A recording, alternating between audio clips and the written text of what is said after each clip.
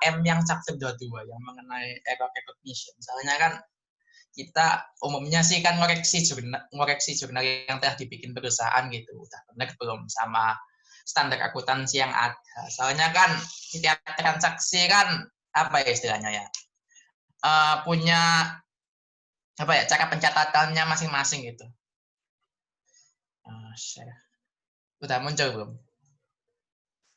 Aku anggap udah ya. In case ada yang udah nggak jelas atau apa langsung ngomong aja ya. Jadi ya intinya apa ya? Ya intinya kita ngoreksi apa ya cara pencatatannya nggak benar, intinya itu. Kalau misalnya AKSK itu pasti udah tahu semua lah ya, langsung nggak usah basa-basi. Jadi gini, di sini kan kita bahas soal tahun lalu yang harus dilakukan sebelum mengerjakan soal, baca soalnya. Ya jelas ya. Intinya ya kita baca dulu soalnya gimana gitu, informasi apa aja gitu. Ini asumsinya dari 5 soal ini dia itu sama-sama independen karena ini kan apa ya KAP-nya beda-beda dan kliennya beda-beda istilahnya. Kalau di sini ya kita lihat aja sambil baca ya. Ini nomor 1 berikut ini adalah rincian buku besar investasi PT PIT untuk tahun yang berakhir 31 Desember 2011. Nah, ini keterangannya bla bla bla bla bla. Saldo awalnya sekian, habis itu karena pembelian nambah saldonya, habis itu saldo akhirnya. Habis itu saldo awal investasi tadi terdiri dari 10.000 lembar saham PT Asiap dengan kepemilikan sekian dengan nominal sekian. Habis itu 20.000 lembar lembar saham PT Amsyong sekian nominalnya, nilainya sekian. Ini saldo pada saat 1 Januari 2011. Di situ berdasarkan informasi klien sepanjang 2011 itu ada transaksi ternyata. Di sini kan membeli saham pada tanggal 1 Oktober, membeli saham PT Amsyong. Ini ya PT Amsyong. 5.000 lembar saham atau 5% dari total saham dengan harganya sekian, termasuk beban administrasi untuk pialang saham sendiri 1,5 juta. Jurnalnya segini pasti buatnya. Ya. Habis itu sampai dengan akhir Desember 2011, PT Amsyong menderita kerugian sebesar 50 juta. PT belum melakukan penyesuaian atas kerugian ini.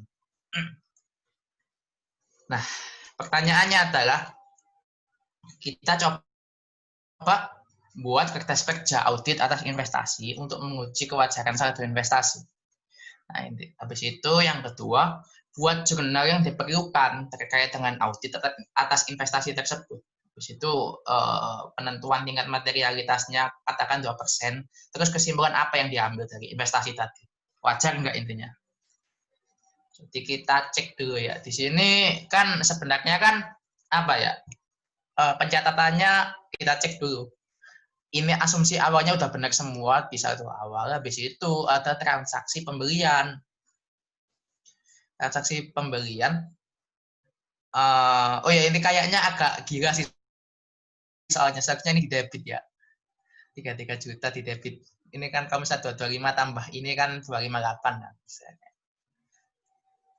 Itu di sini telah diketahui bahwa pencatatannya adalah atas investasi dari PT Amsyong.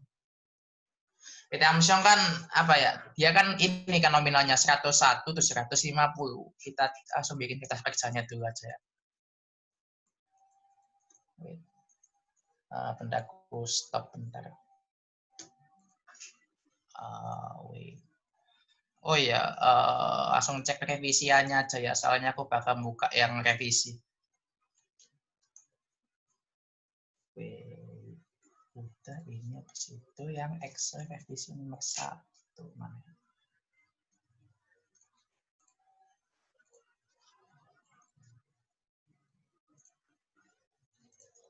Oke, jadi intinya kan gini kan, kita bikin kayak model di buku aja ya, karena ada keterangan ini dari mana dia saldo perusahaannya, referensinya dari mana, habis itu menurut klien segini, dan menurut menurut audit seharusnya segini setelah koreksi. Pare ini kan koreksinya kan proposed adjusting reclassify entry intinya. Nah, intinya di sini kita cek dulu transaksinya. Kan mana tadi ya? Ini kan udah wajar kan pencatatan ini loh, pencatatan apa istilahnya ya? Perolehan investasi. Kan istilahnya kan sebenarnya ini kan kalau kita cek di apa istilahnya KISU, kan dia prinsipnya kan sama kayak share investment pada cash kan. Ini kan cash ini, makanya duit bank ini. Di situ di sini ada beban administrasi atau administration expense atau expense apalah intinya. Kan basically kan sama istilahnya. Dan di PSAK sendiri atau bahasa Jawa-Jawa lah IFRS kan kita udah diajarin bahwa atas atas perolehan investasi ini ketika dia itu istilahnya ya, ada biaya administrasi atau apa gitu, intinya dia bakal dipisah, nggak dikapitalisasi pada perolehan investasinya. Chapter apa ya? 18. Fikri, izin itu screen share-nya keputus. Memang keputus. Aku nyari PPT-nya AKM. Oke. Makasih. Sama-sama. Wait, intinya akhirnya guys. Ya intinya dia dipisah. Jadi technically ya udah benar yang dicatat sama perusahaan. Jadi dia nggak perlu koreksi. Nah, aku share lagi aja. Karena kan yang di sebelumnya kan aku koreksi kan. Makanya aku masukin di revisi. Ini kan sebelumnya kan ini seharusnya ini nggak ada. Jadi pas di revisinya makanya aku hapus gitu. Habis itu yang kedua itu terus dari atas pencatatan ini apa aja yang terpengaruh. Kan di sini kan kita tahu bahwa total kepemilikan saham PT Asyap kan 15%. Jadi dia kan cuma berdasarkan cost method kan dia. Kita cuma nyatet atas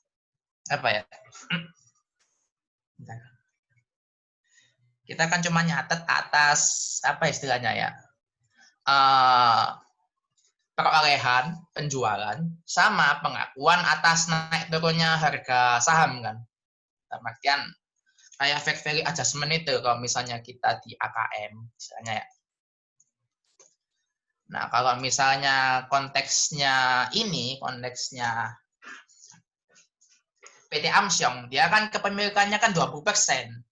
Lalu dia ditambah 5%. Otomatis karena efek ini kan kepemilikannya kan 25%. Which is dia itu istilahnya kan udah mulai kan ada dua metode ya.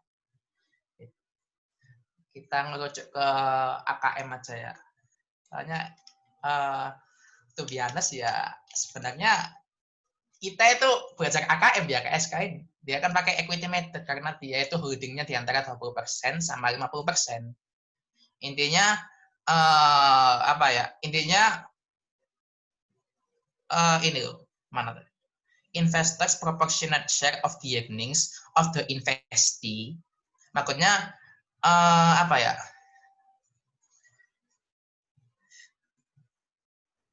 kepemilikan gimana ngomonginnya? Kepemilikan saham yang dimiliki oleh investor intinya akan bertambah sebesar dengan proporsi dari penambahan atau pengurangan earnings dari investasi. Makanya katakan simpelnya gini, kan tadi kan PT Amsyong ini kan sebagai investasi kan, makanya dan kita sebagai investor, kita yang invest ke investasi. Kalau misalnya equity method, maka kalau misalnya equity method intinya adalah perusahaan yang memiliki saham atau yang apa ya, di saham aja akan mengakui keuntungan atau kerugian saham yang dimiliki, apa ya bahasa intinya, perusahaan yang beli saham memiliki aja akan mengakui keuntungan atau kerugian saham, keuntungan atau kerugian perusahaan yang sahamnya dimiliki. Konteksnya adalah perusahaan yang memiliki tadi kan PT, itu perusahaan yang sahamnya dimiliki itu PT Asyap nggak sih? Asyap itu kan yang bawah tadi kan, Amsyam mungkin. PT Amsyong ini sebesar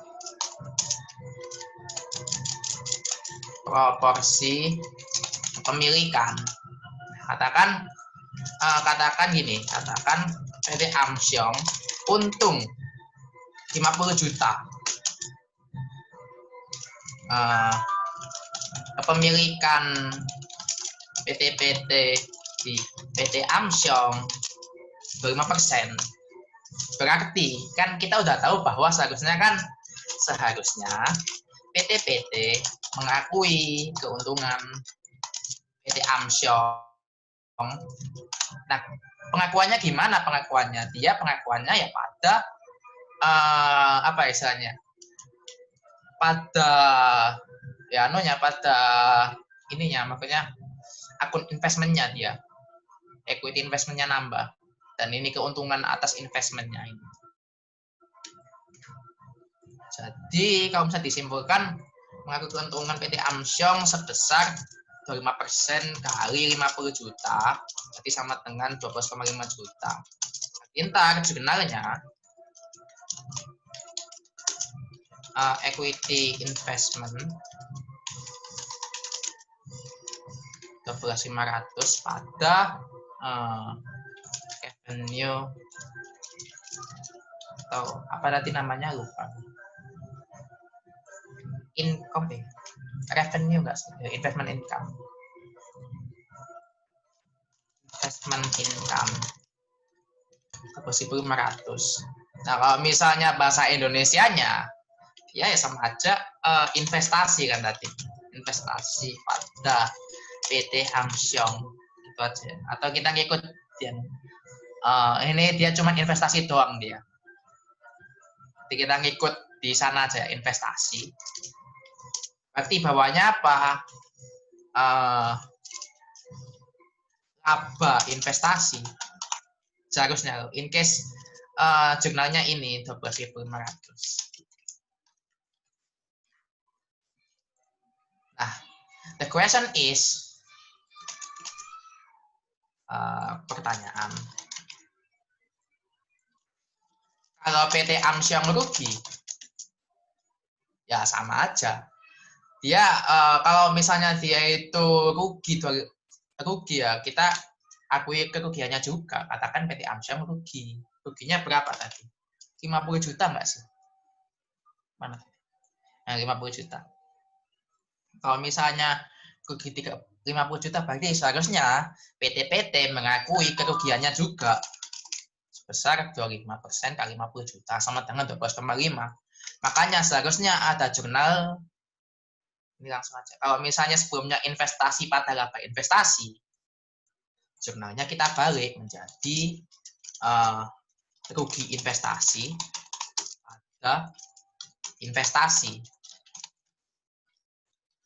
Intinya ya kita pegangannya pada AKM aja sih kalau aku, makanya nggak banyak bikin santai baru. Jadi intinya maka dari itu kita harus jurnal ini. Sedangkan di perusahaan sendiri kan apa ya, di tanggal 31 Desember ini dia nggak ada jurnal.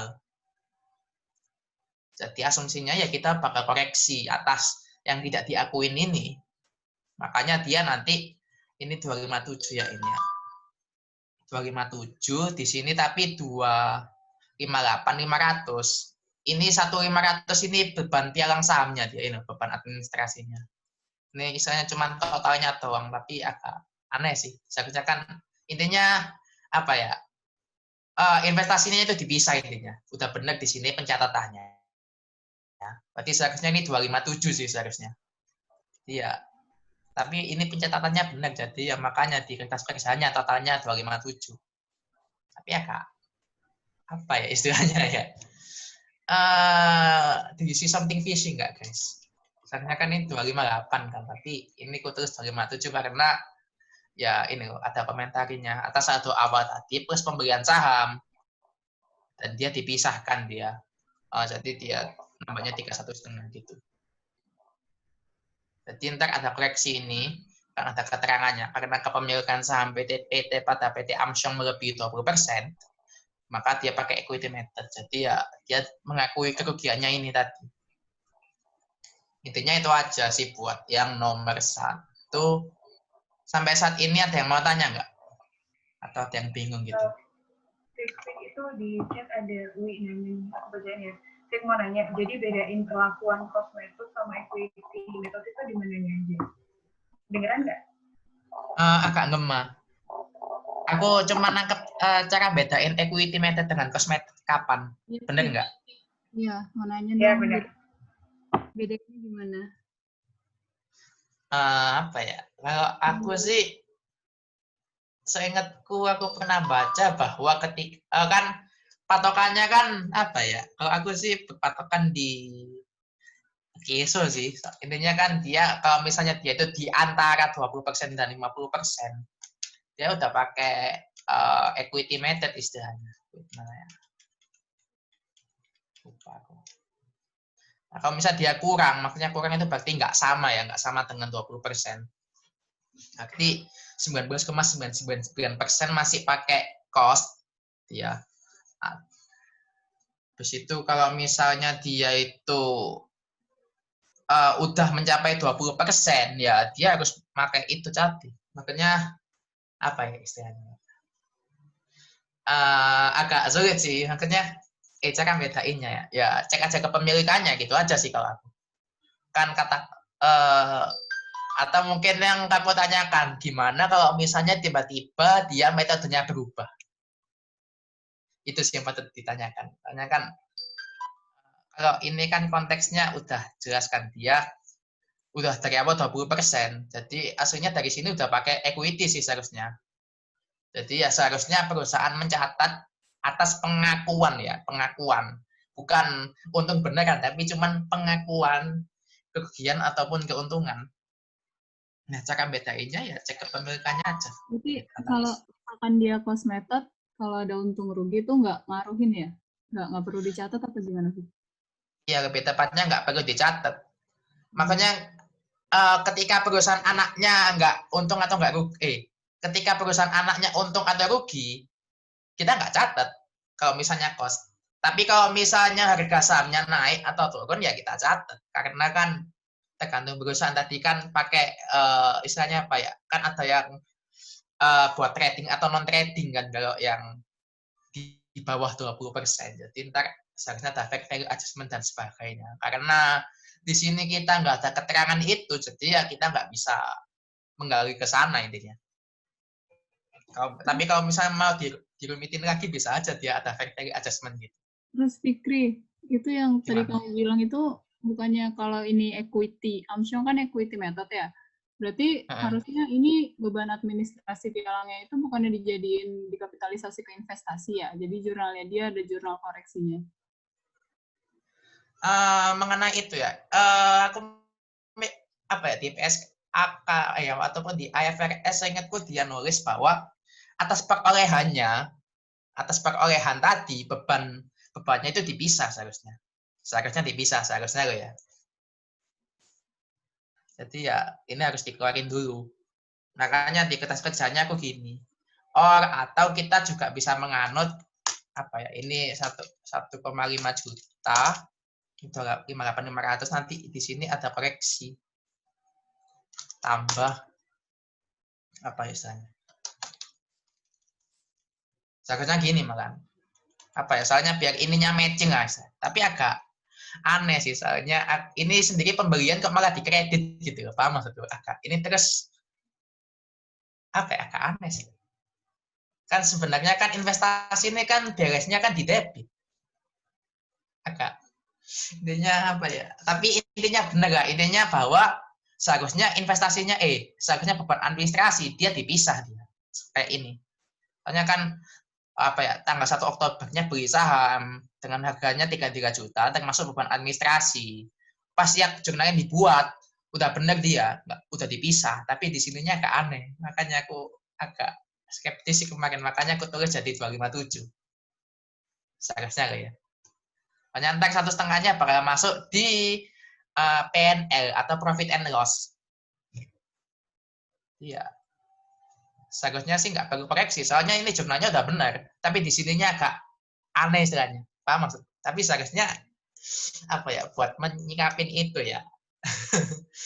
Kalau aku sih coba ikutin dosen kalian aja, pakai asumsi. Iya. Soalnya memang full asumsi sih. Tapi intinya udah benar sih yang kamu omongin. Memang seharusnya dipisah. Mengenai koreksi atau enggak, aku menurutku nggak perlu koreksi sih. Soalnya pas dia beli, jurnalnya udah benar gitu. Oke, Fik, makasih. Iya, sama-sama. Tadi apa? Apalagi lupa sampai yang mana ya? Udah sih. Kepemilikan tadi udah clear ya. Intinya cek pemilikannya aja, dan intinya mengenai yang ini beban administrasi dia itu entah equity atau cost method ya dia bakal dimasukin juga beban administrasi. Cuman yang beda ini tuh apa ya, wait mana ya, aku tulis di sini aja ya, bedaan cost dan equity. Kalau cost yaitu mencatat untung rugi, apa istilahnya, untung rugi kenaikan harga saham trading, entah trading atau non trading ada untung ruginya nggak sih? Tapi dia ntar masuknya ini nanti masuk OCI ntar. Kalau equity dia itu mencatat proporsi untung rugi apa ya, RE, retained earnings perusahaan. Apa ya, kalau ngomong anakan ya nggak logis juga, soalnya kan dia bukan parent company. Apa perusahaan dipengaruhi aja ya. Intinya ini sih yang beda ini doang. Kalau misalnya yang pertama itu mencatat untung rugi kenaikan harga saham, kenaikan atau penurunan. Kalau misalnya satunya itu mencatat proporsi buat untung ruginya, earning perusahaan, terus anak-anak aja nggak apa. Intinya itu sih. Sisanya sama. Kalau misalnya nggak ada yang nanya lagi, aku move on di berikutnya ya. Buatlah jurnal-jurnal yang diperlukan terkait dengan audit atas investasi tersebut. Ya ini tadi, kerugian investasi. Aslinya ini bebas sih, soalnya kan nggak disebutin dia. Makanya di soalnya gimana, jadi kerugian dari investasi bisa, kerugian investasi juga bisa. Pasti dosenmu juga bakal mikir. Intinya apa ya, nggak ada nama baku buat akun, tapi intinya dia merepresentasikan apa sih yang dicatat. Intinya kan rugi kan. Jadi, makanya dia terserah kalian nulis kerugian dari investasi, rugi investasi, atau kerugian investasi, it's okay. Bisa gitu sih. Habis itu yang berikutnya, jika ditentukan tingkat materialitasnya adalah gimana? Izin ya, ini ada yang nanya, gimana cara ngisi kertas kerjanya? Isi kertas kerja ya? Iya, urutan-urutannya. Apa ya? Tapi kalau kata dosenku sih nggak terlalu apa ya istilahnya. Intinya yang penting itu dia itu ada balance awal, makanya ini perkelayannya. Habis itu ada koreksinya. Koreksinya itu ini, dia di debit atau di kredit. Di situ dia ada hasil koreksinya. Wait, bentar ya. Kalian udah dapat belum yang kertas kerjanya apa ya? Kertas kerjanya AKSK kalau nggak salah kan udah disebarin kalau nggak salah. Yang ini. Ya udah kok. Maksudnya kalau aku sih pakai itu aja di sini kan. Wait, bentar. Mana tadi? Ini enggak sih? Ini tapi aku sendiri nggak tahu 1A 1B ini apa. Intinya susunannya. Atau mungkin ini aku paham. Seingatku ini yang jurnal awal, koreksi, jurnal akhir. Soalnya kan apa ya? Sebenarnya jurnal ini tuh berasal dari Pak Fadli langsung, kayak dan Pak Fadli itu dan beliau nge-forward ke semua dosen AKSK. Habis itu dosen AKSK nge-forward ke anak-anak. Ntar modelnya gini. Kalau misalnya kalian kepo, ini kenapa jurnal awal, ini koreksi, ini jurnal akhir. Cek aja di pembahasannya kelas 422 kalau nggak salah, lupa. Ntar aku share aja deh habis sesi tentikan ini. Aku cari lagi. Intinya, seingatku ini sih jurnal awal, koreksi, dan jurnal akhir. Ini buat koreksinya kan, ini tuh kan ada kiri kanan, ini nanti DR, ini CR. Seingatku gini sih formatnya. Tapi intinya kan hampir sama dengan ini. Intinya bahwa di sini tuh ada nama akun-akunnya. Bentar. Ada akunnya, habis itu ada awalnya ini koreksinya, ini hasilnya, udah. Hasilnya ini nggak terlalu penting sih ini. Tapi kok kataku udah ngikut ini aja lah, nggak usah banyak tinggal. Jadi intinya ya ini sih. Nanti nama akunnya saya ingatku.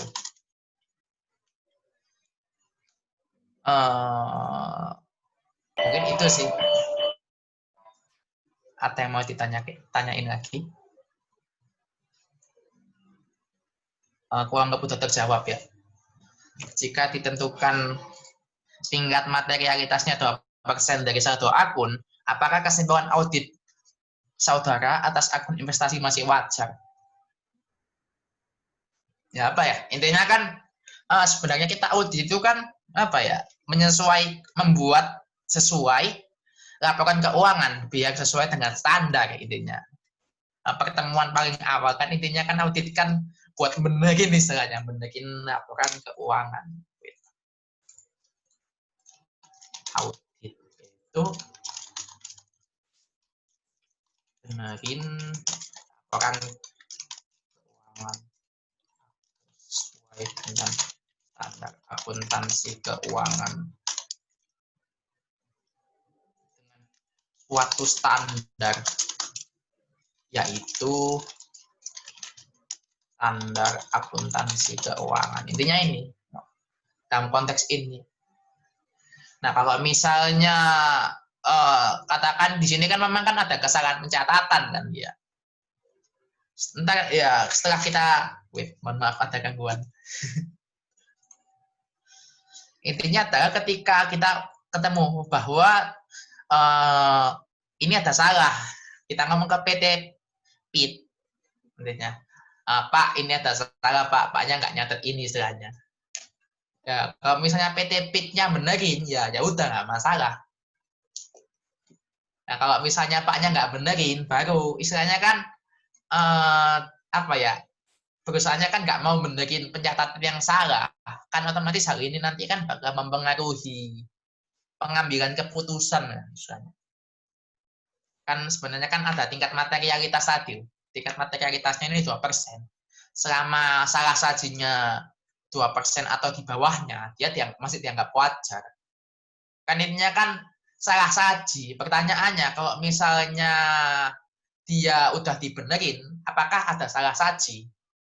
Enggak. Jadi ya, karena dia pas udah dibenerin ya, entah katakan dia itu salah 1 miliar, kalau misalnya dia udah benerin ya udah nggak masalah. Tapi kalau misalnya dia nggak benerin, baru cek dulu. Ternyata dia ketidakwajarannya itu sebesar 12,5 juta. Padahal ambangnya cuma 5,14 atau 257 kali 2% gitu. Jadi kalau misalnya ntar bisa dikasih opini WDP sih, wajar dengan pengecualian. Soalnya kan nggak wajarnya kan ininya gitu. Misalnya dia itu ternyata banyak yang tidak wajar lagi, bisa aja dikasih tidak wajar. Gitu sih. Jadi kita move on ke nomor 2 ya. Audit atas perolehan dan pembayaran aset tetap. Intinya daftar aset PT PIT per 31 Desember 2007. Ini ada tanah sekian, bangunan sekian, peralatan kantor sekian, kendaraan pemotor sekian. Habis itu akumulasi penyusutannya sekian, nilai bukunya sekian. Nilai buku ini kan berarti kan harga perolehan kurangin akumulasi penyusutan kan. Ya gitu. Nah, kita dapat data ini, habis itu diketahui dari hasil wawancara, diketahui bahwa akun kendaraan bermotor terdapat 1 truk Fuso yang telah dijual pada 1 April 2007. Harga perolehan truk Fuso pada tanggal 1 April ada 100 juta. Selama ini disusutkan berdasarkan aturan perpajakan, di mana truk dimasukkan ke kelompok 1 dengan masa manfaat 3 tahun. Ini agak aneh sih, soalnya diperpajakan seingatku 4 tahun dia. Kita lanjut dulu ya. Hasil penjualan truk Fuso sebesar 80 juta. Kemudian diberikan truk Isuzu seharga 100 juta sama. Ini 100 juta kayaknya. Itu karena harga perolehan truk sama, semua pihak perusahaan tidak merasa perlu mengubah daftar aset tetap dan pencatatan yang dilakukan sekedar melanjutkan jurnal mencatat penyusutan truk. Berarti intinya kan aku mikirnya sih dia nggak perlu ubah akumulasi penyusutannya, soalnya kan dia kan dilanjutin aja penyusutannya. Jadi dimintanya yang pertama buat kertas kerja, habis itu jurnal yang diperlukan buat audit atas perolehan dan pembayaran aset tetap. Yang ketiga, adakah kewajiban perpajakan yang terpengaruh? Jelaskan gitu. Jadi kita cek dulu kertas kerjanya. Atau katakan gini ya, kita ngikut ini biar terbiasa.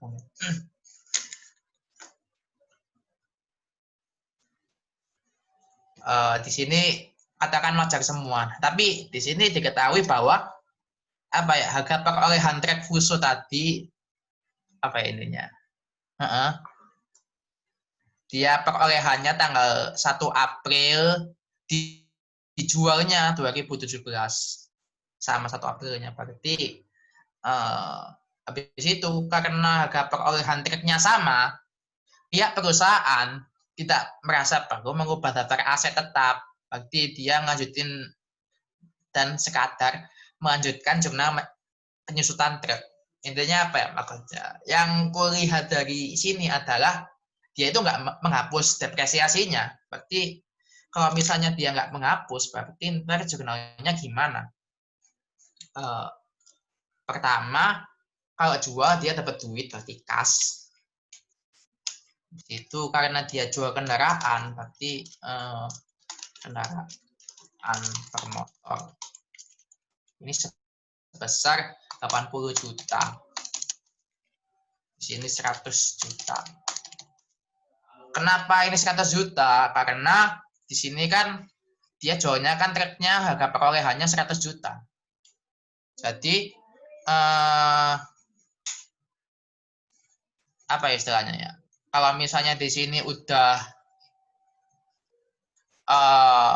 kan nggak balance kan dia. Gimana cara balance-nya? Ya udah dia di sini harusnya rugi. Rugi atas penjualan aset. Atau bahasa KSO-nya apa ya? Loss from sale of asset bisa, atau disposal from asset. Intinya kalian paham nggak ini apa, terserah kalian jurnalnya gimana. Soalnya di soal nggak disebutin. Atau di penjualan aset aja lah. 20 juta. Kan gini jurnal awalnya. Nah, seharusnya kan pada penjualan ini kan harus dikurangkan. Dalam artian kasnya apa ini sama kasnya. Di situ kendaraan bermotornya udah benar. 100 juta. Nah, kalau misalnya dia jual, efeknya apa? Ada akumulasi penyusutan. Kendaraan bermotor. Sebesar berapa? Kita cek. Di sini dia penyusutannya berapa sih? Nah, baru kita lihat informasi di soal. Harga perolehan truk Fuso tanggal 1 April 100 juta. Dijualnya 1 April 2017. Masa manfaatnya ini kurang 4 tahun aja ya. Atau 3 tahun bisa sih kita bikin 2 versi. Ini kalau misalnya dia ini 3 tahun. Oh yang sini. Ini aku copy. Gimana ya?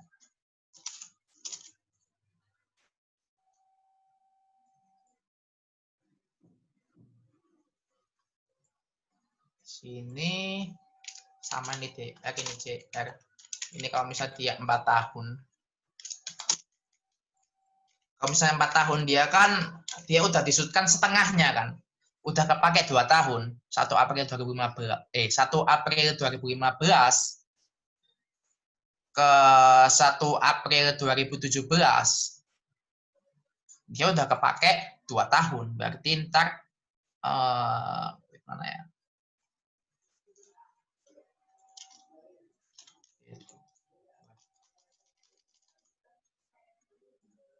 Berarti ntar apa ya?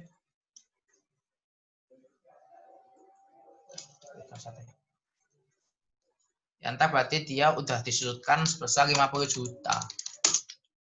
Nah, di sini kan nggak balance kan dia. Ini 150, ini 80. Gimana cara balance-nya ya? Kita ini ku jebol dulu ya. Ntar ada di sini apa di sini? Kan nggak tahu kan kita. Dia jualnya 80, aku ngasihnya 50.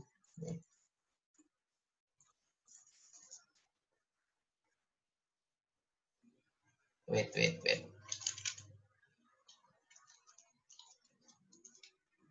Lupa aku tuh. Wait, bentar.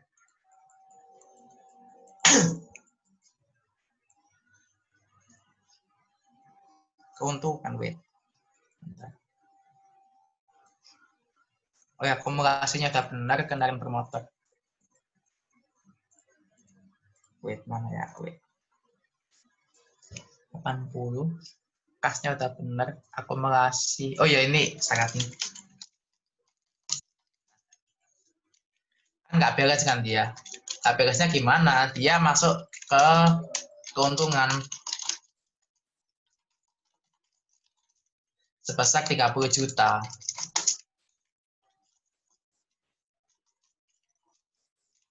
Seharusnya kan gini kan seharusnya jurnalnya. Tapi jurnal sebelumnya gini. Kan dari gimana caranya kita mengubah jurnal awal ke jurnal akhir. Jadi ini aku kasih apa ya, hitam dulu biar nggak anu. Caranya ya yang beda apa? Akumulasi penyusutannya kan 50 juta. Akumulasi penyusutan 50 juta.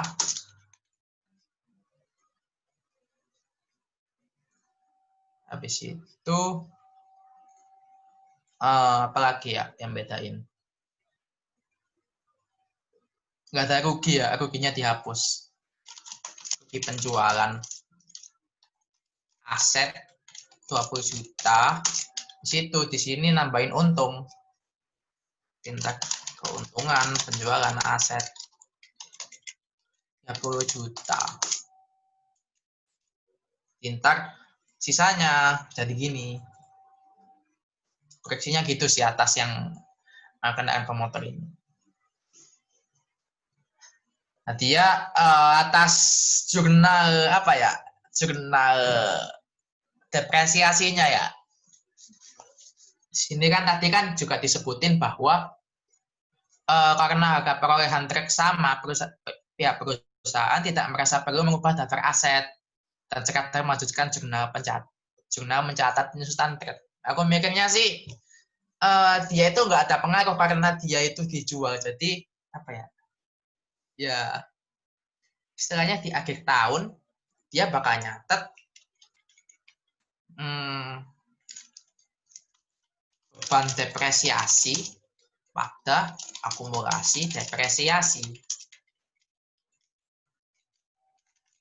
sebesar truknya 100 juta, masa manfaatnya 4 tahun, berarti 100 bagi 4, 25 ya. Dia bakal nyatet ini ntar. Jadi dia terusin aja, nggak masalah.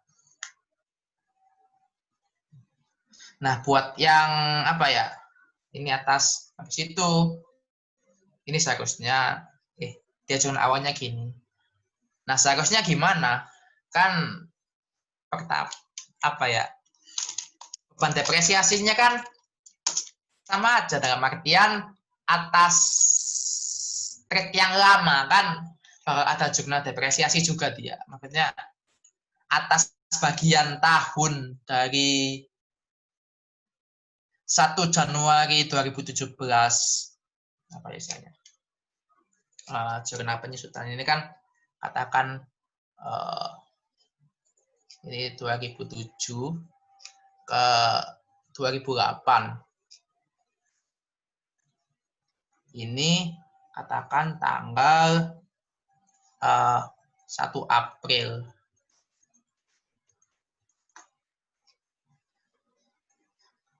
Di sini kan dia dari 1 Januari sampai 1 April ini kan 3 bulan kan dia. Ini berarti 9 bulan.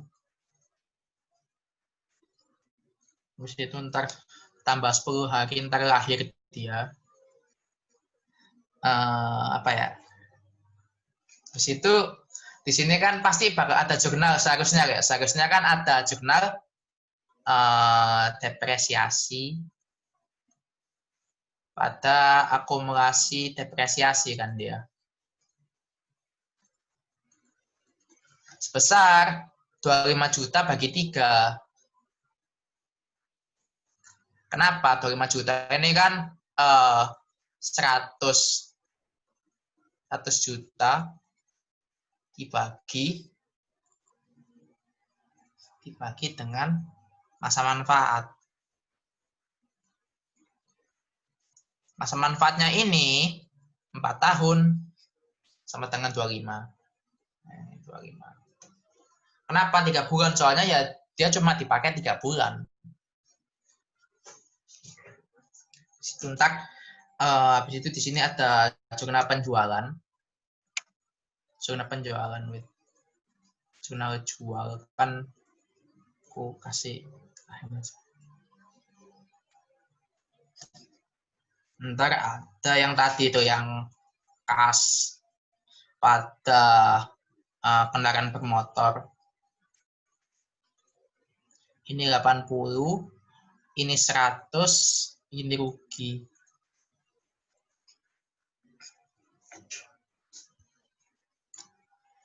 Rugi 20. Habis itu entar ini tanggal berapa ya?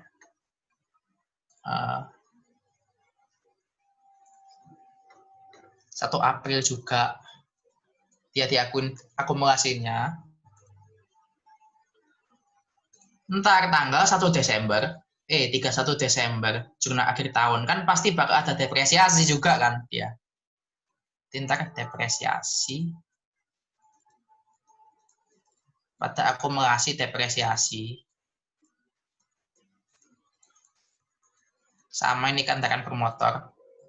Sebesar 25.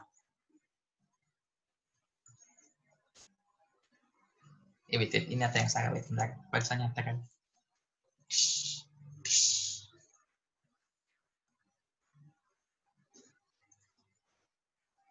Apa ya? Kotik. Bentar. Iris. Ini.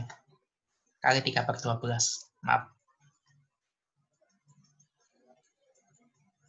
Yang di sini kan 9/12 kan.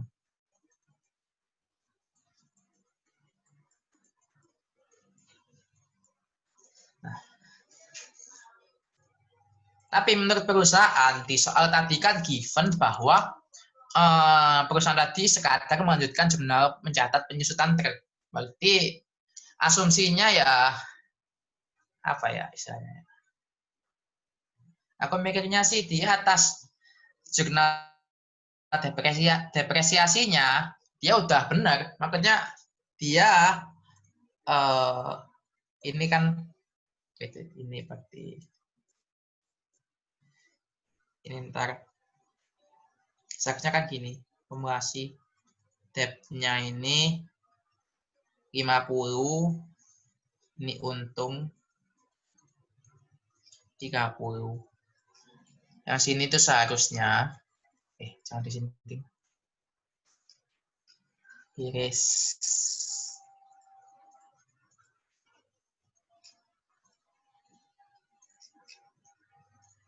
Warna hijau aja.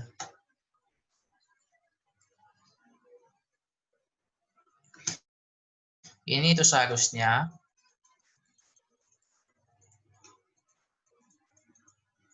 sedangkan yang aktual yang dicatat perusahaan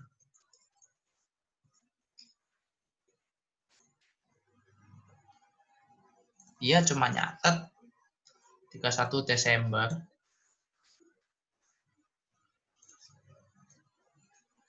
depresiasi pada akumulasi depresiasi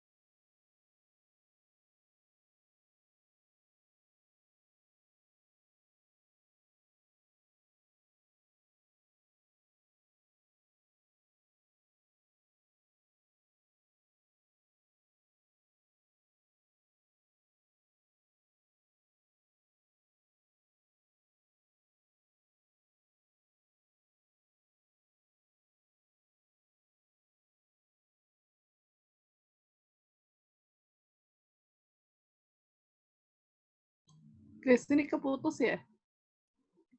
Kayaknya dia deh, benar ya.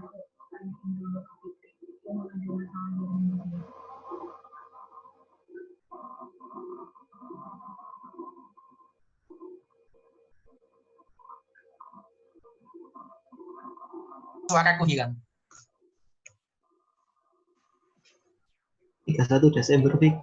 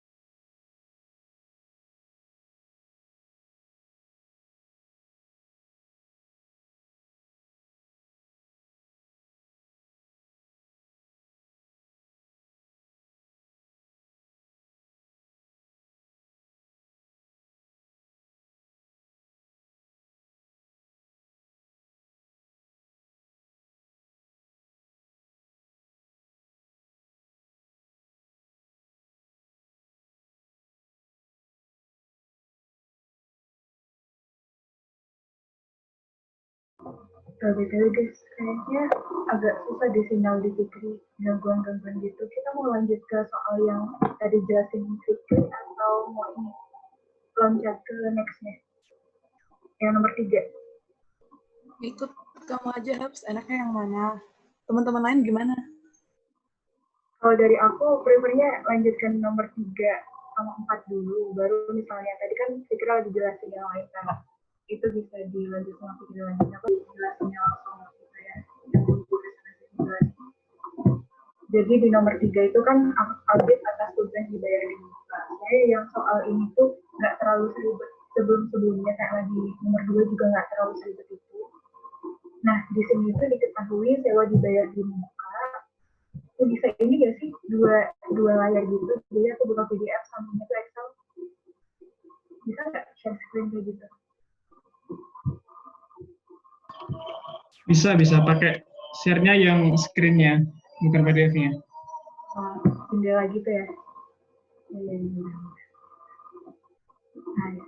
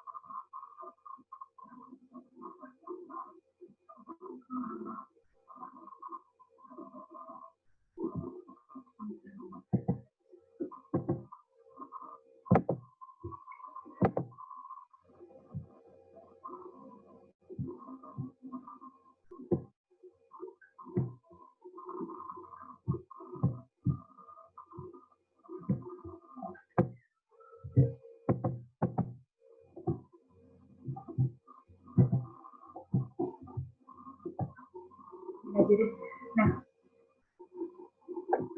kan kalau misalnya teman-teman sambil buka yang TSD itu, ini kan lagi gangguan di laptop aku. Nah, di bagian soalnya itu kalau kita perhatiin, itu audit atas beban dibayar di muka kan. Saldo per 31 Desember 2010 untuk sewa dibayar di muka menurut klien kan 24 juta. Nah, di situ juga disebutkan bahwa sewa dibayar di muka per kliennya 24 juta dan tanggal 1 bulan 10 atau di bulan Oktober 2010 itu dia bayar sewa dibayar di muka untuk 3 tahun ke depan. Artinya kan kita kalau misalnya dalam akuntansi pembebanan untuk sewanya itu, beban sewanya kan per tahun ya, nggak boleh. Jadi salahnya apa yang sudah dibebankan, apa yang udah dibayar di muka, sewa dibayar di muka itu harus dibebankan per periodenya. Nah, jadi kalau kayak gitu,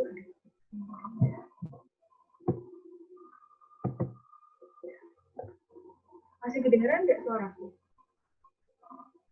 Masih, Hap. Masih. Tapi ini kalian sambil di share screen nggak? Nggak ada soalnya. Enggak, iya. Soalnya lagi, iya, keputus gitu. Oh, iya ya. Lanjut, Hap.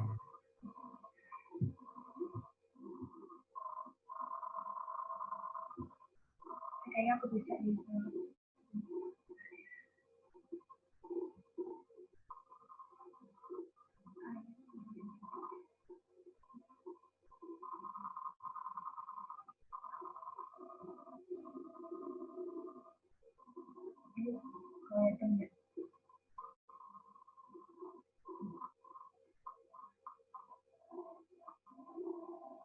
Ini udah kelihatan?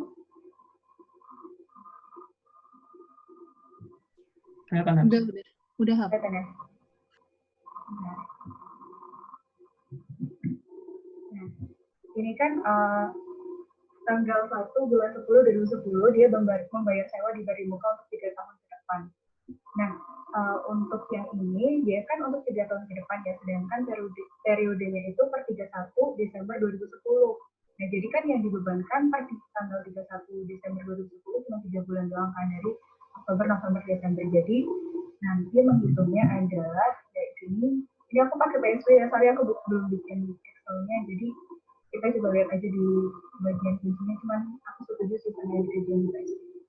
Jadi di sini akun yang ditulisin itu adalah sewa dibayar di muka, per kliennya kan sesuai sama yang di soal ini 24 juta ya. Kita masukin per klien di sini 31 Desember 2010. Kemudian di sini itu kan kita mau ada jurnal ya, pembebanan beban sewa terhadap sewa dibayar di muka untuk tanggal 31 Desember 2010. Yang mana di situ besarannya adalah sebesar 2 juta doang. Kenapa? Karena kan kita tahu 24 juta itu buat 3 tahun ke depan, artinya per tahunnya kan 24 dibagi sama 3, jadi 8 juta. Nah, 8 juta tadi untuk 1 tahun, sedangkan yang kita pakai beneran nih di tahun 2010 cuma 3 bulan, dari Oktober, November, Desember, 3 bulan doang. Jadi 3 per 12 dikali dengan 8 juta, hasilnya adalah si 2 juta ini. Jadi jurnalnya nanti kalau di catatan pemeriksaan adalah dari hasil pemeriksaan terhadap saldo sewa dibayar di muka, ada informasi bahwa perusahaan ini belum melakukan pembebanan terhadap beban sewa di tahun 2010. Kan emang di sini belum ada informasi tentang pembebanan. Jadi di auditlah seperti itu. Nanti ini masuk ke dalam catatan pemeriksaan dan di bagian indeksnya ini dipare masukkan ke kredit. Kemudian jadikan 24 dikurang dengan 2 tadi hasilnya prauditnya 22.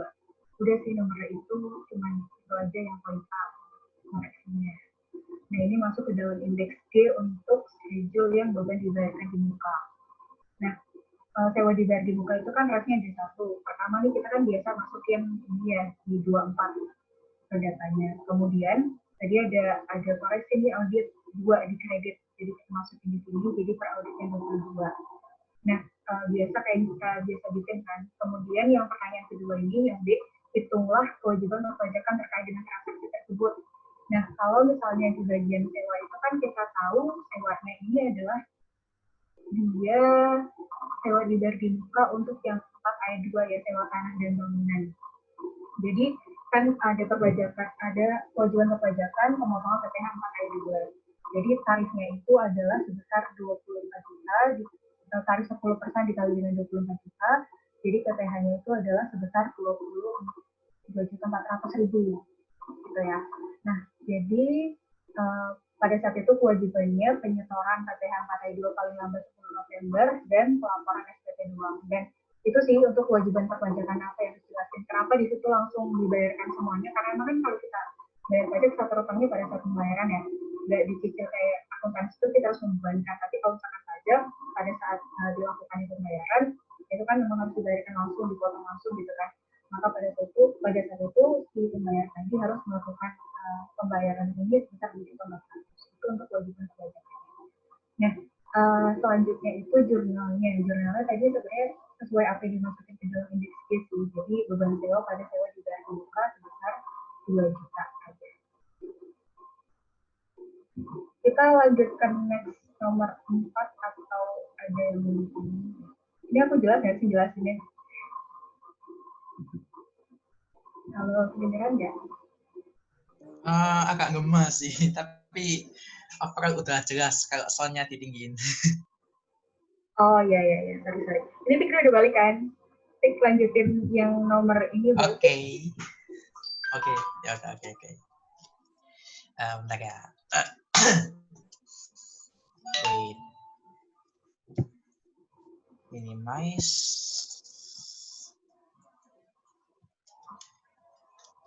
Bentar. Soal, nah, pembahasan, nah, oke.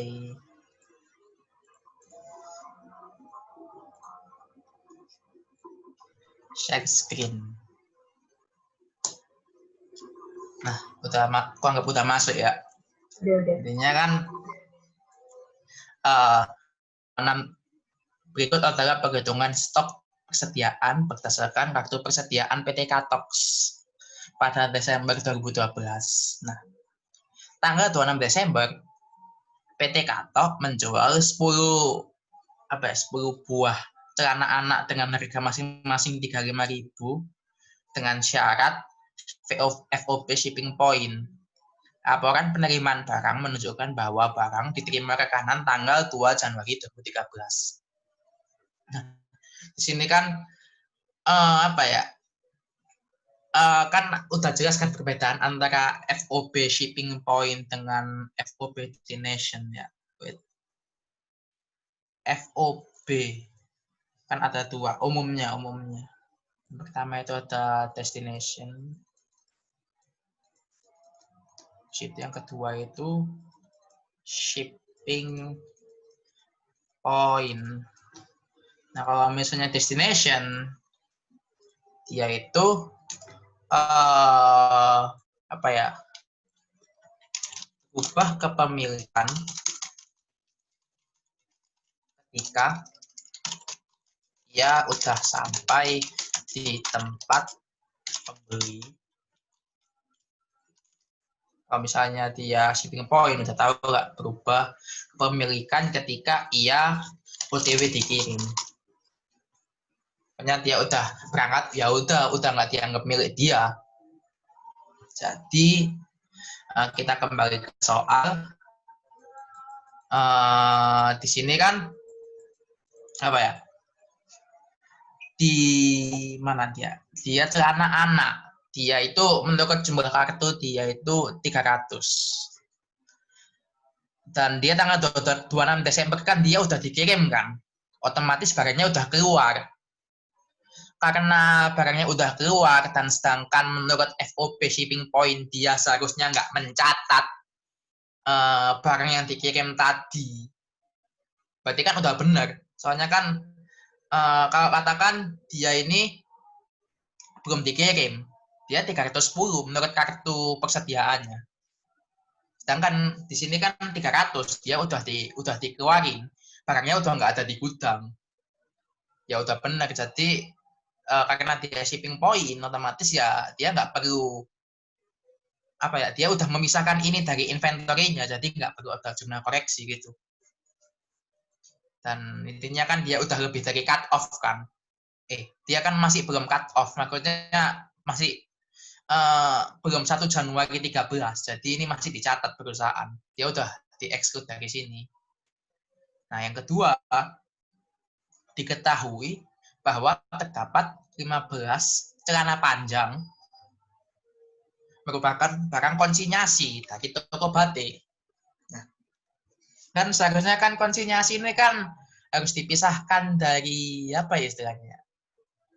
Dari persediaan.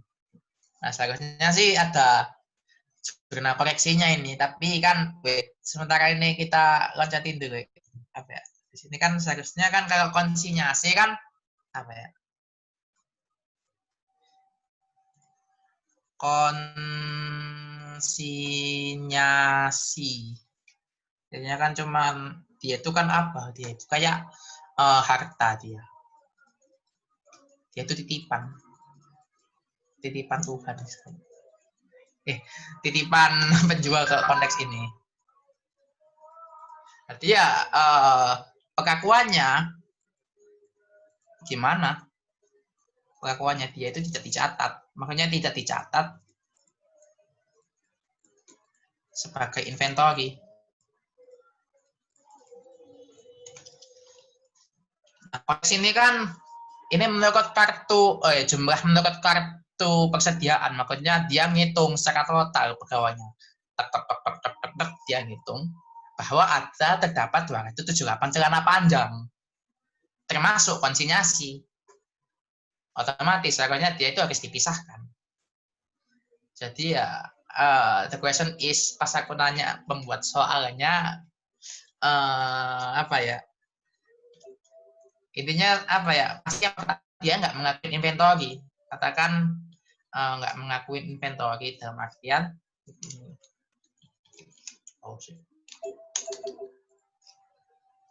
Kemudian kan seharusnya kan apa ya, kembali ke hal tadi. Soalnya mana nanti? Kan seharusnya kan dia apa istilahnya? jurnal yang ditulis perusahaan ini kita nggak tahu gimana. Nah, jurnal seharusnya nggak ada seharusnya. Makanya dia kan nggak di jurnal kan atas apa istilahnya ya? Atas perolehan sih kan nggak ada jurnalnya dia, nggak ada inventory dia. Ya, seharusnya di sini ya nggak apa ya, di akhirnya nggak ada jurnalnya, tapi pertanyaannya kita nggak tahu yang di sini itu apa. Apakah dia itu pembelian atau gimana? Jadi ya kemungkinannya antara kita purchase pada apa misalnya inventory-nya di exclude, kita tahu apa. Jadi ya makanya nggak ditulis karena jurnalnya sendiri di soal nggak jelas guys. Dia sebelumnya dicatat sebagai apa gitu. Seharusnya dikeluarin intinya, atau mungkin bisa kan atau kita bisa asumsikan ini asumsi periodik. Kalau periodik dia kan purchase pada AP kan dia. Kalau misalnya pembelian biasa lah ya. Ntar biar jadi 0, gimana caranya? Ya tinggal balik aja AP pada purchase. Kalau misalnya dia asumsinya dia perpetual, ya kan nanti dia kan jurnalnya kan inventory pada, entah ini nggak tahu apa, kan ini juga aslinya nggak tahu apa ini, kan kita nggak tahu dia itu mencatatnya pakai kas atau AP atau apa, apakah dia ada tanggungan bayar atau enggak, di asumsikan AP aja lah, asumsi, kita nggak tahu. Ya sama halnya ini nanti bakal kosong di jurnal aslinya. Efeknya ya ntar ini dibalik sama AP pada inventory sebesar barangnya tadi sebesar 15 kali. Ingat 80.000 ini harga jualnya. Celana panjang berarti harga belinya 65 total. Dan ingat karena dia konsinyasi kan apa ya, dia ada PPN masukan seharusnya. Karena dia beli, soalnya karena dia beli kan otomatis dia harus nyetorin PPN masukan gitu. Sebesar ini kali 10%, berarti ntar ininya sama dengan ini kali nah, inventory ini dia beli segini, PPN-nya segini. Gimana ya? Wait, harga jualnya berapa? Ini symmetric with ini harga belinya segini, itu udah include PPN atau belum? Pertanyaannya itu. Untuk bingung ini.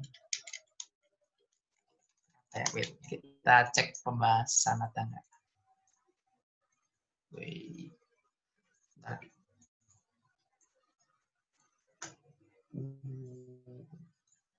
FVG Camp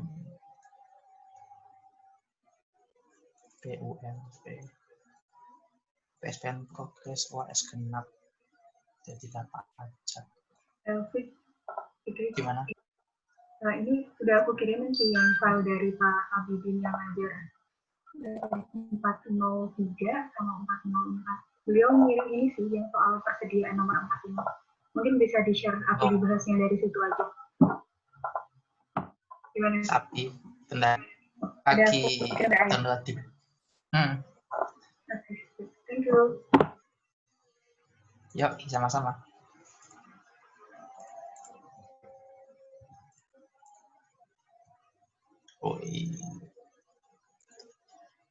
Oh iya, soalnya sama cuy.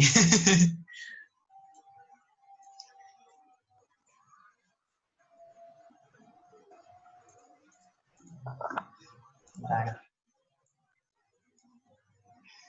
Wait, sama persis enggak soalnya? Sama persis ya. Wait, 1, oh iya sama persis. Iya sama persis. Oh, share screen-ku mana? Oke. Udah muncul kan?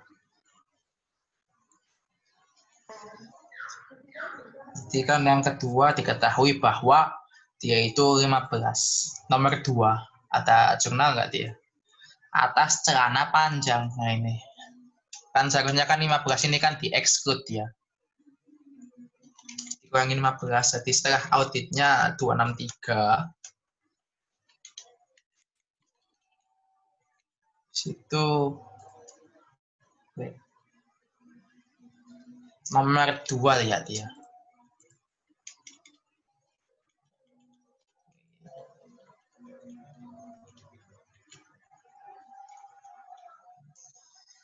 Seharusnya nggak ada, jurnal seharusnya utang lain-lain pada sedia. Perpetual. Oh iya, diketahui bahwa terdapat 15 celana panjang. Ini dari 15 kali 65.000. Bukannya jurnal seharusnya itu nggak ada ya? Wait, bentar.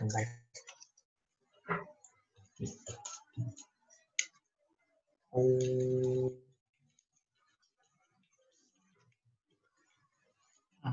Ini memang barang konsinyasi, harus dikeluarkan dari pusat. Atau kita pelajari tabel sebelum audit. Atau kita loncati dulu, kita bentar. Nomor 5 masing-masing sebanyak 10, 10, iya tadi nomor 5.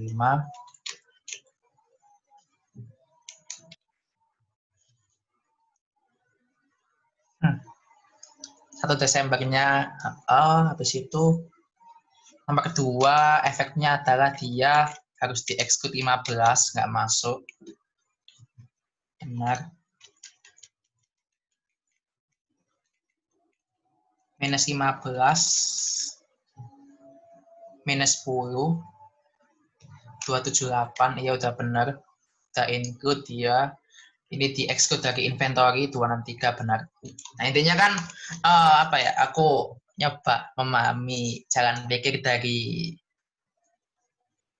kunci jawaban ini ya. Intinya kan dia kan mencatat apa aja sih yang terjadi dari peristiwa yang di soal. Makanya kan dalam konteks ini kan tanggal 26 Desember transaksi yang pertama dia kan jualan 10 kan. Dia jual 10, otomatis ntar efeknya negatif. Makanya dijual 10 berarti 280 minus 10. Berarti sementara ini minus 10, habis itu nanti di tanggal nomor 4 dia beli baru 40. Habis itu dia jual lagi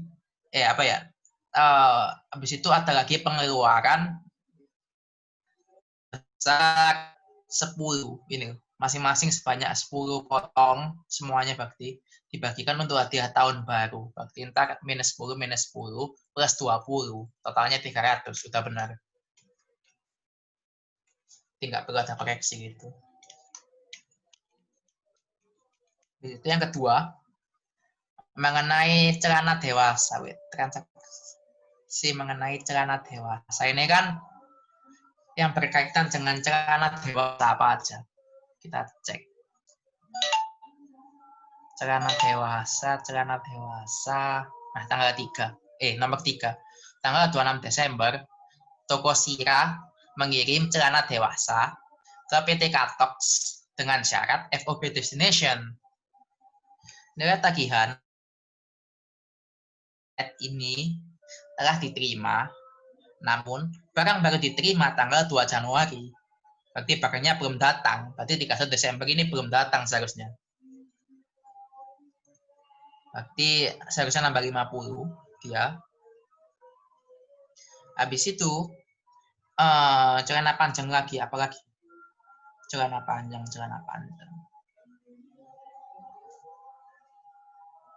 Tanggal 5 tadi masing-masing sebanyak 10 potong. Makanya termasuk celana panjang ini dibagikan untuk hadiah tahun baru.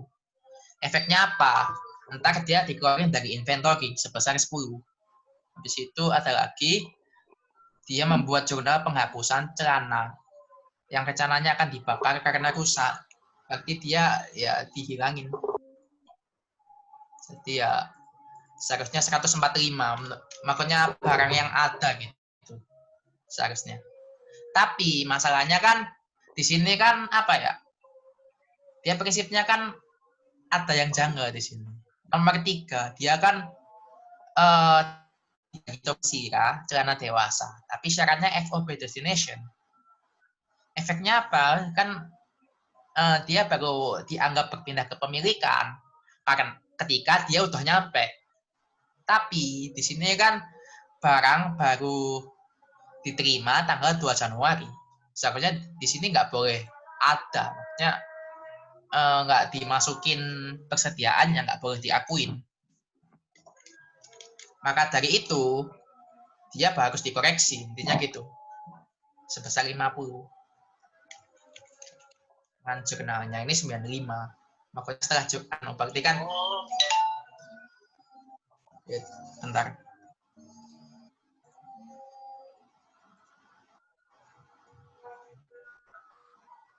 Berarti kan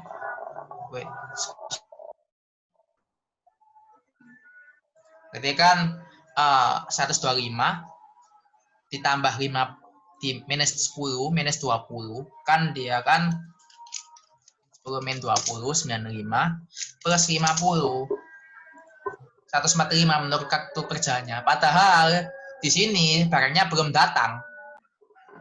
Efeknya gimana ya, harus kita koreksi karena seharusnya di sini belum diakuin karena udah lewat tanggal neraca. Gitu sih. Dan dia FOB shipping point. FOB apa tadi, destination enggak sih? Tanggal apa ya? Celana panjang enggak sih tadi? Celana dewasa. Celana dewasa nah ini. FOB destination. Dia masih belum berpindah kepemilikan karena belum nyampe. Harus dikoreksi. Jadi intinya kita koreksi atas karena PT Katok tadi mengakui atas celana dewasa yang dia kirim, seharusnya dikoreksi gitu. Jadi ntar kita koreksinya langsung ngecek tanggal 4. Persediaannya overstatement sebesar 50. 50 kali berapa tadi?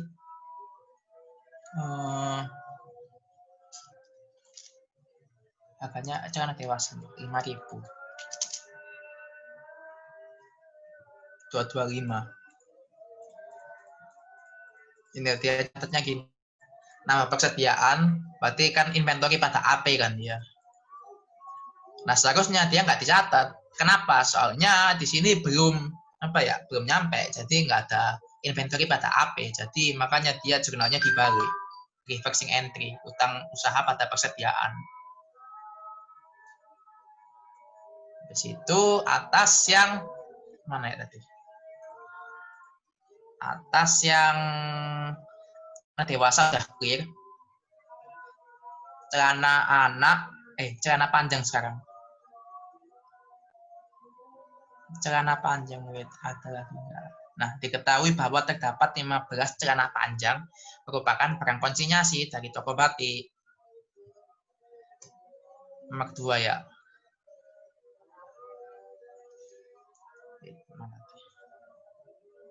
Celana panjang nomor 2.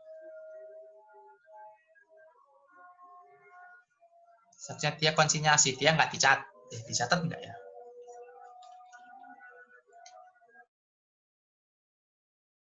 Berarti asumsinya dia itu sebelum Desember udah ada konsinyasi, berarti nggak ada mutasi dia. Di situ yang berkenaan dengan celana panjang lain ada nggak?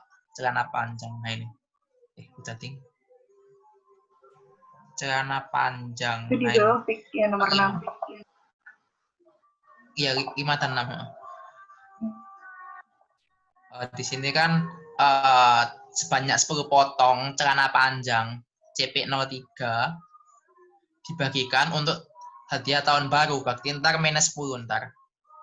Habis itu ntar 31 Desember dia juga ada penghapusan celana karena dimakan tikus. Celana panjang yang dimakan tikus 12. Berarti ntar minus 12. 300 minus 10 minus 12 sama dengan 278. Nah, masalahnya ini kan tadi kan udah include barang konsinyasi kan dia. Jadi atas barang konsinyasi tadi harus dikoreksi. Sebesar 15 tadi. Karena dia seharusnya nggak ada jurnal. Apa ya? Wait, bentar kita cek. Karena dia jurnal transaksinya nomor 2 itu nggak jelas. Dan seharusnya ini dia nggak masuk persediaan. Maka ntar ada penyesuaian nggak sih? Tapi, wait. Jurnal seharusnya bukannya nggak ada ya? Agak bingung sih aku. Soalnya kan, kalau misalnya di sini lebih tepatnya ini nggak tahu aku. Wait, ini enable editing. Ntar ya aku hanya agak bingung aja. Di sini kan kita nggak tahu transaksinya gimana. Jurnal seharusnya dia nggak ada malahan. Karena dia kan konsinyasi, nggak ada efek apapun. Jadi ya aku bingung sih nomor gimana. Pokoknya yang pasti ada persediaan di sini. Kenapa kan dia kan diakui sebagai inventory. Atau kita asumsikan dia jurnalnya jurnal pembelian ya. Inventory pakai persediaan pada utang usaha. Gimana ini?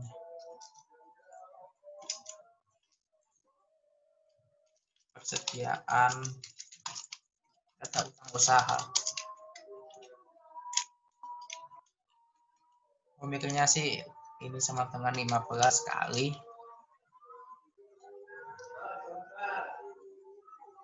65.000.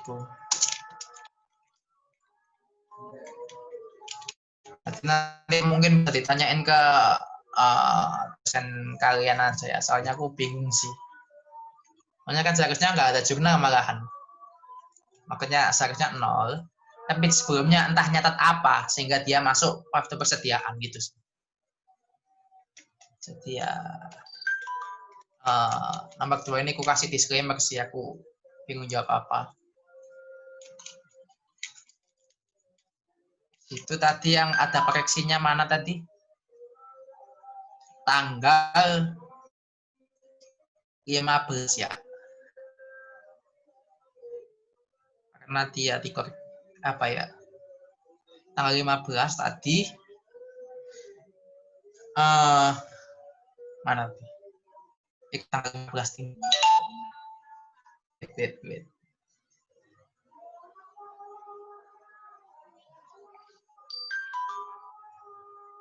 Oh ya, konsinyasi tadi. Habis itu yang celana dewasa. Celana dewasa yang 50 ini tadi ya. Transaksi 3. Kan dia udah diakuin persediaan pada utang usaha. Kenapa utang usaha? Soalnya kan dia kan istilahnya apa ya?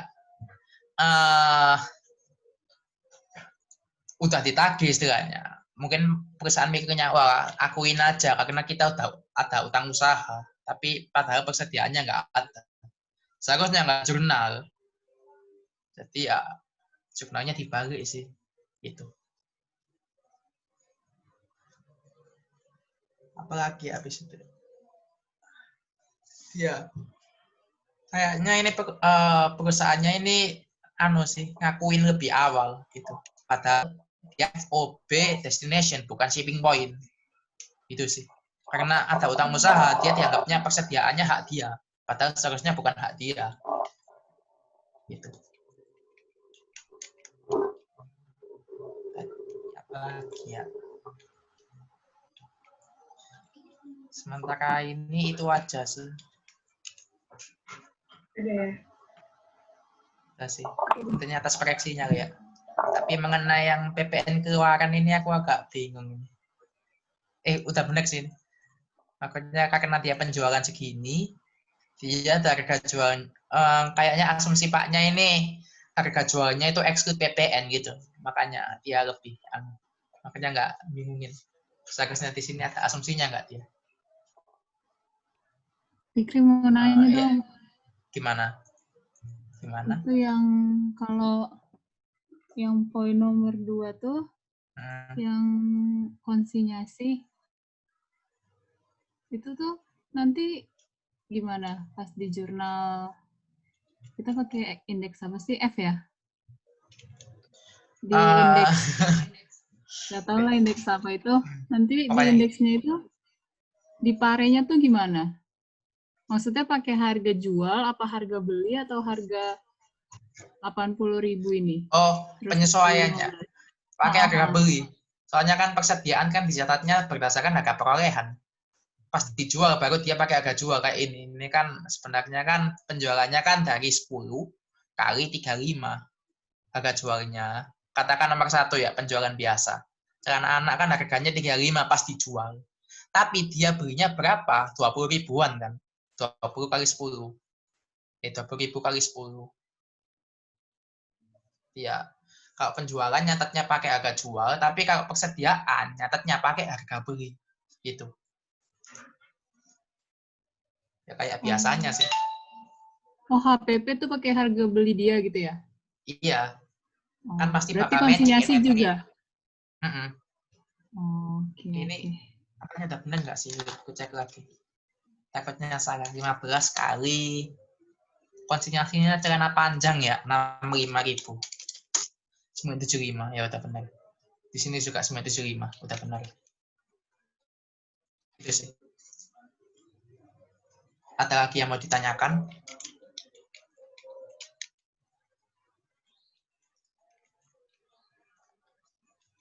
Overall ya, intinya kita nyatet sih. Nyatet transaksi doang sih biasanya. Makanya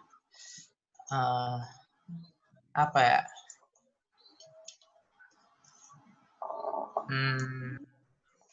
Contohnya nomor 3, transaksinya kan mengirim celana dewasa.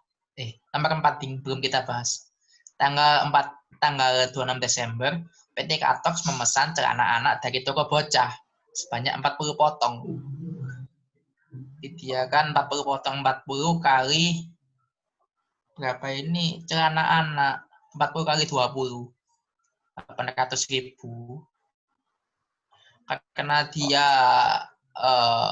ada PPN-nya, dia eksklut PPN, makanya dia 80 di sini. Nah, ini aslinya soalnya nggak jelas sih. Akhirnya dia asumsinya ada PPN atau enggak. Jadi, Inggris kalian menemukan demikian dan disuruh apa ya, ada pengaruh perpajakan, ya, asumsi aja kayak eksklut PPN atau include PPN. Tapi kalau aku sih mending eksklut. Kenapa? Biar angkanya gampang. Gitu sih. Hanya kan eksklut kan tinggal bagi 10 aja ntar. Persediaannya yang dibeli berapa? Ini kan yang dibeli kan berarti kan 40 biji dikali 20.000. 800.000. PPN-nya bagi 10 udah 80.000. Matchingnya yang utang usahanya matching yang ini tadi. Intinya kita ngitung persediaannya aja sih. Sisanya ngikutin biasanya. Gitu. Itu yang nomor 5. Karena dia itu dibagikan untuk hadiah tahun baru. Nanti dia ngurangin persediaan. Karena dia itu merupakan pemberian cuma-cuma atau tujuannya nggak produktif, dia ada PPN keluaran 130.000 sama beban lainnya ngikutin. Gitu. Situ apalagi ya, tanggal 6 juga sama. Persediaan dia minus karena dia dirusak sendiri. Habis itu yang barang rusaknya juga matching juga berdasarkan harga jual, harga beli. Berarti 12 celana panjang 12 dikali dengan 65.000 ditambah dengan 20 potong dikali dengan 20 potong celana dewasa kali 45. Ketemunya sekian. Itu sih. Intinya dalam ngerjain soal gini tuh kita cari jurnalnya pas transaksi gimana, seharusnya gimana. Itu aja sih. Habis itu kita baru masuk koreksi. Itu sih sementara ini. Jadi gimana Absari, diterusin atau kita isoma dulu? Menurut teman-teman sih, kan kita tinggal ini doang ya, tinggal soal yang terakhir doang. Gimana? Ini udah maghrib juga, jadi kita selesai nanti udah ya. Udah ini Gimana? aja kan, udah. Ya kita yang lain. Oke, kalau gitu. Jadi ya sekian dari aku ya. Kurang lebihnya mohon maaf. In case ada yang mau ditanyakan bisa PC lewat aku lah ya.